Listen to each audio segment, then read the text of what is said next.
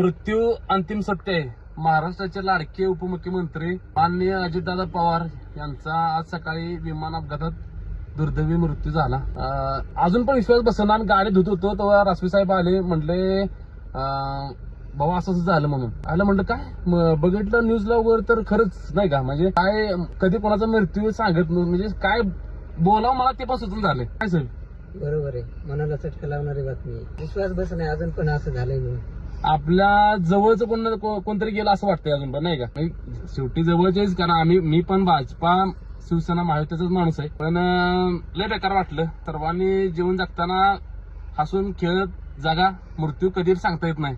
आणि अजितदादा पवार यांना भावपूर्ण श्रद्धांजली. दादांच्या आत्म्यास देव चिरशांती लाभो आणि पवार कुटुंबास दुःखातून सावरण्याची ताकद देऊ. दादा, मिस यू. दादा.